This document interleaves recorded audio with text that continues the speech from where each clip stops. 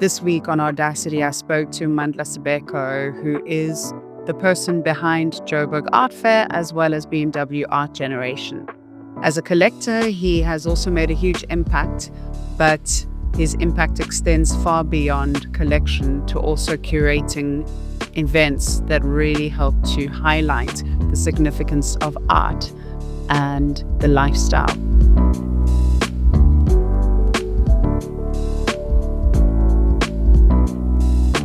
Mandla, I've seen you over the years. Yeah. You wear so many different hats. I mean, obviously F&B Art Joburg, then with BMW Young Collectors. But today I want to chat to you as a fellow collector about your journey as an art collector. How did that all start? Well, actually, when I look back, the art fair itself, the FNB Art Fair, was actually where my journey started. I remember very well that there's a friend of mine who had introduced the Paul Smith store in Johannesburg in Parkhurst. Had this massive, beautiful store that was in almost like heritage building and had a little bit of art. And I really asked him to introduce me to the space. And I said to him, "Will you take me with me?" And I walked into this space and I was like, wow, it was an art fair. And I was completely inspired, completely blown away. And I think from that time onwards, I started to engage with sort of the art community. I met quite a seasoned curator at the time who was introducing me to art and artists. And I started buying artists who were not really from galleries, actually, funny enough, at the time. And then and I somehow got to learn about the art ecosystem, and I started going to galleries and buying interesting artists. And that's really how I got into it. It was really out of but also I was traveling around the world, especially in the lead up to the 2010 World Cup, because I was involved in the sort of dressing up the cities, the look and feel for FIFA. And I was exhausted after the World Cup, and I needed like to take time out because it had been such an intense build up. As you can imagine, we hosted this thing, and then it was like, wow, what do I do now? And then I took this break and I started traveling. And then when I got to like Europe, I was so in love with just the contemporary scene of what I was seeing versus what I was used to. Because in the early days, I would go to like museums and I found them to really showcase master artists, nothing really contemporary. And I was like, wow, I want to be involved in something that's very contemporary about Johannesburg. So to a point where when I was traveling for business, I would make sure that when the art fair took place in Joburg, I was there because I felt like I drew so much inspiration from that scene. And it is amazing with contemporary African artists. I think the privilege there is that we get to know the artists. Yep. So we go on these journeys with them. Yep. Which artists have you had a journey with over the years since you started your art career? Well, I sit in a very interesting position because I often say to people that I get to experience the biggest collection of art in one room over a period of time. Yes. So for me, there are so many artists that I've gone on a journey with, and just to see them. In fact, being here today, I look back, I was just talking about Kudzinai and looking at the kind of work he was painting when I got into the art ecosystem then, when I even started buying art. And to look at what he does now, which is completely different. To look at Asmatle's work, which was really beading.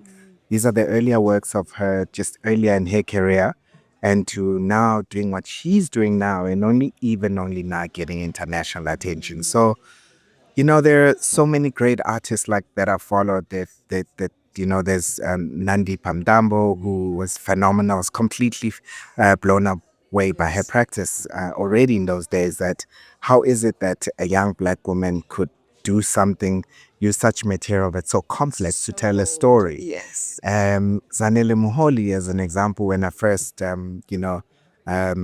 collected her work, and just so many of them actually. When I look back, for me, it's great because at the time when I kind of got into the art ecosystem, not a lot of them had an international profile. People like Ikshan Adams, who's in my collection, had just a year or two before he won the Standard Bank Art Prize, and he wasn't really an international artist. He was a very young artist who was using incredible material, but incredible storytelling behind his work. So just to have seen where they are now, I'm completely inspired. Like people like Robin Road is a now who's actually a personal friend. Just to see him break through the ceilings, not just globally as an artist who was not just only put in a box as an African artist, but now becoming an international artist and really living his dream is unbelievable. Given that I understood where he came from and how many of the journeys of some of these artists. For me, it's always the one thing that really drives me as a source of inspiration when I look back to their journeys and say, wow, look at Dada Kanisa as an example. The work that that she makes. And I'm like, wow, what a journey. You know what's interesting for me that you mentioned Robin? Yeah. I met him for the first time at your art fair, and Oh, did you meet him in Joburg? I had no idea who he You're like, was. where's he from? I had no You're like, idea who who he is? was.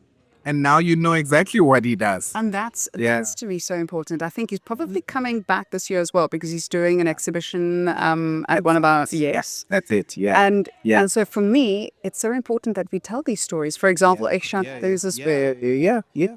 I really think it's amazing. You know, kids will grow up knowing Absolutely. of these artists. In fact, Ikshan's early work was of that that paint, that floor carpet thing that he was tapestries, the praying tapestry. Yeah, carpets, yes. that's where he started, you know. And then when you look at what for me, what was really incredible about Ikshan was that I could relate to his story of how we have so much in common between all the different identities and cultures in South Africa.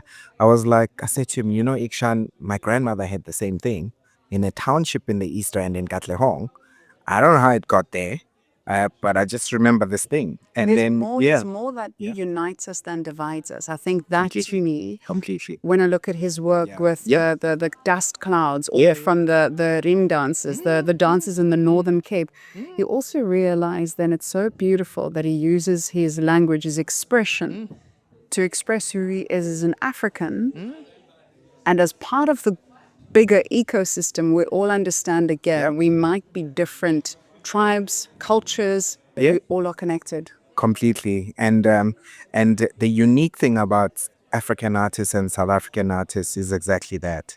When I travel around the world, I do not get that feeling that I get about African artists, especially South African art ecosystem. And also, I think the art ecosystem in South Africa hasn't been given the recognition that it deserves. It's miles ahead. It's miles ahead of fashion, South African fashion, South African fashion, but also it's miles ahead in many ways globally that it hasn't really been given the attention that it deserves. And I think South Africans need to find a way of marketing it differently, in a way that the world can recognize how rich, especially when I look back and I look at the incredible talent that's come out of South Africa after '94. And these are just young people who represent the essence of what freedom is. They're doing what they love, and they're doing what they possibly can do to contribute towards really moving the nation forward. Last night at A4, and I must say this, I need to commend you on the incredible programming you do with YCC. It's been amazing to see the journey of it. There was an interesting comment made about the poverty of imagination. Do you think that we're dealing adequately with that as parents? I mean, you also have young children. How do we get our young people more excited about individuality, creativity, imagination? How do we breed more imagination and creativity within our young? You know, when that comment was made, it made me think a lot. And I remember meeting this really incredible architect called Rem Koolhaas. And Rem Koolhaas was annoyed at a comment that was made in Europe about poor Africans. And he was like, the Africans that I engaged with when I first went to Nigeria 30 years ago were far much more talented than Europeans in his eyes. He says those kids were taking metal, drawing, doing interesting things, riding on the floor. And I started to think back to how when we, especially Black people, didn't have a lot of resources, we found ways of being creative with very limited resources. So there must be a way that we can encourage that. I think maybe there's been so much flooding of maybe television or social media or this new culture that's very new in contemporary that is maybe taking away literally children being children and just using their hands and using their own imagination. Because as someone like Rem said that, I realized that that's how we grew up. Yes. With very little, didn't have expensive toys, didn't we had to build our own cars. We had to build our own kites. And I think that's what the lady was maybe referring to, is that they've become so caught up in their cell phones, in their mobile, that kids are not doing anything. They're just looking at their phones. And we parents need to go back to the basics and always remember that that's actually the foundation we need to bestow on our kids. I love also with artists, I think, Yeah. who was it who said that as an artist, you spend all of your adult life trying to relearn how to draw as a child. And I love looking at Gregory Olympia's works as well. We need to instill that creativity in our No, children again. it's critical, and I think part of my fascination with art is seeing all of that. That most of that art really speaks to the issues that we are dealing with, whether it be good or bad. The work really speaks to, and this generation of artists have really been dealing with such complex issues that society is not even dealing with at maybe political level, and an economical level, and they deal with these issues with such flair. And I always say that give the problem to the artist, because the artist will always speak from the bottom of their hearts as it is. So and also it's such a great space to be in because it's very democratic. There's no hierarchy in this art ecosystem. Artists are artists, and they don't care who you are, where you sit in all these kind of levers that we've placed in society. Artists are able to break through that and just be who they are. Mandla, thank you so much for this conversation. I Thank you look so forward much. to Yeah. seeing your art fair this year. Absolutely. We look forward to it. In fact, I look forward to it because we're going into our 18th edition. Oh, wow. We have been doing this for 18 years. And so it was very exciting to kind of change a model of the fair, become very much more design orientated, much more focused on quality, and really pushing to present African art in its best form. Because what I was seeing around the world was a lot of clutter, if I may say so. And I felt that if anyone has to come, they must see that these artists that we're speaking so highly of, they're actually really presented in the highest form. So as we enter our 18th edition, going towards 20 years, we're maturing. Sure. Wow. So I look forward to this edition as well. Thank you.